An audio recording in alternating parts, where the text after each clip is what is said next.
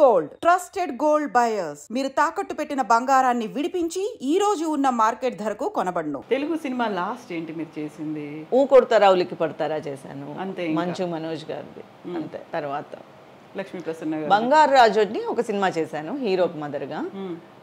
అది లేటెస్ట్గానే చేశాను, అది మెయిన్ రోల్గానే చేశాను. ఆ తర్వాత అదే చెప్తున్నాను కదా, ఎప్పుడు ఏది అడిగినా లేదా, ఎందుకంటే 1 to 15 నేను ఆల్మోస్ట్ ఏవిఎంలో ఉండేదాన్ని. నేను ఏవిఎంలో 8 మెగాస్ చేశాను. ఓకే, వెరీ ఫస్ట్ మూవీ కూడా ఏవిఎం నుంచే చేశారు మీరు?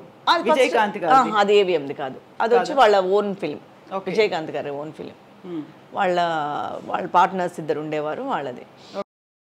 ఏవిఎంలో వచ్చి నేను ఒక స్త్రీ కథ ఫస్ట్ చేశాను సెకండ్ లీడ్గా. తర్వాత నుంచి మొత్తం అన్ని సీరియల్స్ నేనే హీరోయిన్ ఉండేదాన్ని. ఒక 5-6 మెగాలు చేశాను. లక్కీ చామ్ అందరూ ఏవిఎం ఆర్టిస్ట్ అనే అనేవారు. సో ఇక్కడ మిగతా కంపెనీస్ కూడా చేయకపోవడానికి కూడా మెయిన్ కారణం ఒకటైతే ఒకటి వాళ్ళే ఇచ్చేసేవారు. ఒకటి ఫినిష్ అవ్వడం, ఒకటి ఫినిష్ అవ్వడం, ఒకటి పూజ, అలా జరిగేది. అప్పుడు 15 days ఇక్కడ ఇచ్చేసేదాన్ని, 1 to 15th. 16 to 30 Kerala ఇచ్చేసేదాన్ని.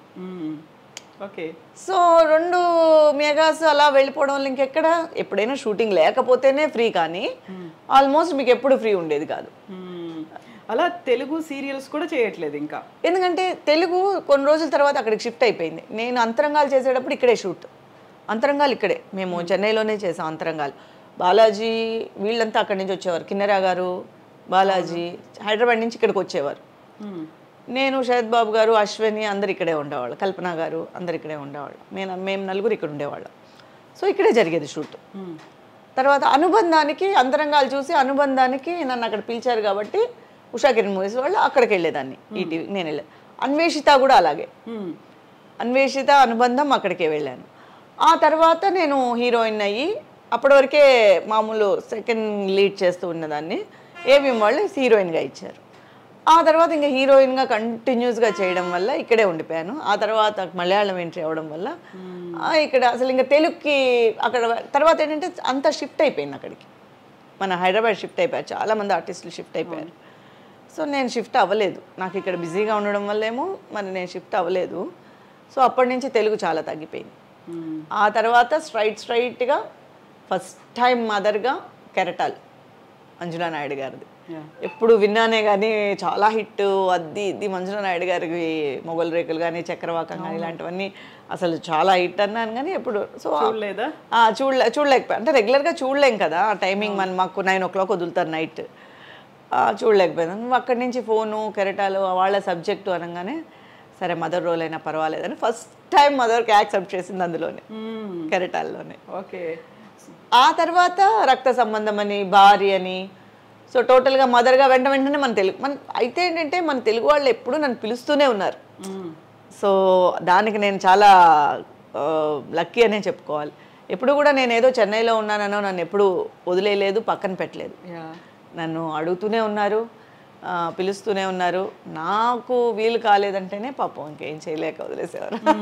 So Telugu ప్రేక్షకులకి చెల్లిగా పరిచయం అయ్యారు, ఆ తర్వాత మళ్ళీ రీఎంట్రీ తల్లిగా రావడం అనేది, సో క్వైట్ కాంట్రాస్ట్ రోల్స్ అనేవి అక్కడ కనిపిస్తూ ఉంటాయి కదా. చెల్లిగా అయిన తర్వాత హీరోయిన్గా చేశాను, జానకి. నా ఫస్ట్ సీరియల్ జెమినీలో జానకి అని, అదే ఫస్ట్ ఏవిఎం వాళ్ళు ఇచ్చింది నాకు సీరియల్. ఓకే, తెలుగు సీరియలే ఇచ్చారు ఫస్ట్ నాకు. తర్వాత తమిళ్కి, తర్వాత సేమ్ జానకి రీమేక్ చేశారు తమిళ్లో, నన్ను నేనే చేశాను. ఆ తర్వాత ఒక 4 మెగాలు వచ్చి తమిళ్లో చేశాను. సో ఫస్ట్ సీరియల్ నేను హీరోయిన్గా తెలుగే, జానకి అని జెమినీలో వచ్చింది. సో ఒక ట్రెడిషనల్ ఆర్థోడాక్స్ ఫ్యామిలీ నుంచి వచ్చిన తర్వాత సినిమాలు అంటే ఫస్ట్ వచ్చినటువంటి రియాక్షన్ ఏంటి అసలు? ఫస్ట్ అందరికీ చాలామందికి మా వాళ్ళకి నచ్చలేదు. అవును, ఎందుకంటే అప్పుడు కొంచెం ఆర్థోడాక్స్గానే ఉండేవారు కాబట్టి కొంచెం చాలామందికి బయట ఎవరు చెప్పలేదు, కానీ చాలామందికి నచ్చేది కాదు, ఎలా ఉంటుందో ఏంటో అని. బట్ నా కెరియర్ బాగుండడం వల్ల అందరూ ఈరోజు హ్యాపీగా ఉన్నారు.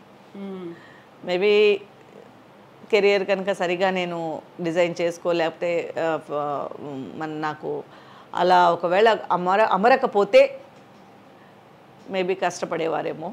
బట్ ఈరోజు అందరూ హ్యాపీ.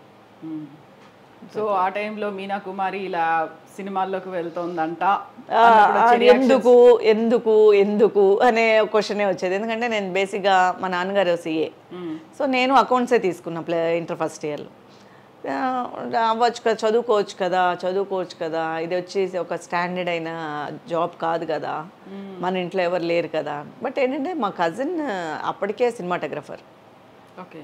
సో తను అప్పటికే ఫిల్మ్ స్టార్ట్ చేసి జీన్స్ తనే చేసింది, సెకండ్ కెమెరా మొత్తం అశోక్ కుమార్ గారితో. సో జీన్స్ తను మొత్తం అన్ని దేశాలు చూసి వచ్చేసింది ఫస్ట్ సినిమాకే. సో అశోక్ కుమార్ గారు, సుహాసిని గారు ఆయన శిష్యురాలే, విజయలక్ష్మి బిఆర్ విజయలక్ష్మి ఆయన శిష్యురాలే, విజయశ్రీ గారు కూడా ఆయన శిష్యురాలే. సో తను ఉండే దానివల్ల కొంచెం ధైర్యం ఉండేది. అంటే మనం ఏం తెలియకుండా అడుగు పెట్టలేదు కదా. సో మన వరకు మనమై వెళ్ళి, మనమై అడిగి, మనమై అవకాశాల కోసం ఎదురు చూడలేదు. సో తనని అడగడము, తను ట్రై చేసిందంటే తను అంటే చేస్తుంది అని చెప్పిన తర్వాత అదే చెప్తాం కదా, హీరోయినే అని ఉంటే ఒకవేళ ఏమైనా నేను చాలా కష్టపడాల్సి ఉండిందేమో, అవకాశాల కోసం నేను వెతుక్కోవాలని, హీరోయినే చేస్తానని ఒకవేళ రూల్స్ ఏమైనా పెట్టుకొని ఉంటే మేబీ కష్టపడాల్సి ఉండొచ్చేమో. నేను ఆ రూల్స్ పెట్టుకోలేదు కాబట్టి నాకు హ్యాపీగా ఇలా జరిగిపోయింది. కజిన్ ఏమో తెర వెనుక ఉంటారు, క్రూ మెంబర్గా ఉంటారు, బట్ మీరు మాత్రం. కానీ మేమిద్దరం కలిసి ఒక 2 సినిమాలే చేసాం. తను కెమెరామెన్గా చేసిన 2 సినిమాలకు మాత్రమే నేను వర్క్ చేశాను అనమాట. నేను దాంట్లో చేశాను, మిగతా అంతా తను మామూలుగా మాట్లాడడం వరకే. అండ్ సినిమాలో చేసి వచ్చినటువంటి అమ్మాయి పెళ్ళి అంటే ఆలోచిస్తారు అనేది ఉంటుంది కదా. ఫస్ట్ ఆలోచనే ఉండేది, కానీ మా అత్తయ్య గారు అబ్బాయి వాళ్ళు ఫిక్స్ అయిపోయారు కాబట్టి ఫస్ట్ నుంచి నన్ను చిన్నప్పటి నుంచి అనుకున్నారా? అందుకని ఆ ప్రాబ్లం నేను ఫేస్ చేయలేదు. ముందే చిన్నప్పుడే డిసైడ్ అయిపోయింది. వాళ్ళు డిసైడ్ అయిపోయారు. ఓకే. మీకు ఆప్షన్ లేకుండా చేశారా?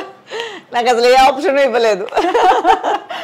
సో నేను మొత్తం నా కెరియర్ మీదే నేను కాన్సన్ట్రేట్ చేసుకున్నాను. సో పర్సనల్గా ఇలాంటి విషయాల మీద నేను ఎప్పుడు కాన్సన్ట్రేట్ చేయలేదు. అన్నీ నా ప్రమేయం లేకనే అన్నీ అయిపోయాయి. కాకుండా అప్పటికే మీరు ఈ గ్లామర్ ప్రపంచంలోకి వచ్చేసారు, ఎవరెవరు ఏంటి అనేది తెలుసు, ప్రతి ఒక్కటి తెలిసింది. అంతకుముందే నేను వాళ్ళకి ఒక కోడల కింద ఫిక్స్ అయిపోయాను కాబట్టి వాళ్ళలో ఒక మనిషి అయిపోయాను నేను. అవునా? యూజువల్ గానీ ఇక్కడికి బయటకు వచ్చి ఈ ప్రపంచాన్ని చూసిన తర్వాత లేదు సంబంధం కుదిరిచాము ఇలాగే చేసుకోవాలి. నేను చాలా మంచి కిడ్ యాక్చువల్గా. అమ్మ నాన్న చెప్పిన మాట పెద్దవాళ్ళు చెప్పింది యాజ్ వింటాను నేను. ఫస్ట్ నుంచి నాకు అది అలవాటు ఉంది. సో వాళ్ళు ఏం చెప్తే నా లైఫ్లో అలా జరిగిపోయింది. సో జరిగిపోయినవన్నీ నా మంచిగా జరిగాయి అనమాట. ఓకే. ఫ్యామిలీ, హస్బెండ్ ఫ్యామిలీ వాళ్ళు చాలా అండర్స్టాండింగ్. వాళ్ళ అబ్బాయి కదా, ఇప్పుడు ఎవరైతే నేను మ్యారేజ్ చేసుకున్నా వాళ్ళ చెల్లెలే సినిమాటోగ్రఫర్. ఓకే, బాగా కలిసి వచ్చింది. అలాగే బాగా ఆ ఫ్యామిలీ ఫుల్ గా నన్ను ఫస్ట్ వాళ్ళు యాక్సెప్ట్ చేసిన తర్వాతే నేను ఈ ఫీల్డ్ లోకి వాళ్ళు నన్ను దించారు. పర్మిషన్ తీసుకున్నారు ఫస్ట్. తను కూడా మీ కజిన్ కూడా రికమెండ్ చేసి ఉంటుంది. సో వాళ్ళు నాకు ఎప్పుడు అసలు ఆ జోన్ నాకు ప్రాబ్లమే రాలేదు. ఓకే, అలా రానే లేదు. సో పెళ్ళైన తర్వాత కూడా షూటింగ్స్ అని వెళ్ళడం అంటే నాకు వాళ్ళే సపోర్ట్ చేసేవారు. మా మావయ్య గారు నాతో వచ్చేవారు, మా అత్తయ్య గారు నాతో వచ్చేవారు. ఓకే. సో నాకు మెయిన్ సపోర్ట్ వాళ్ళే.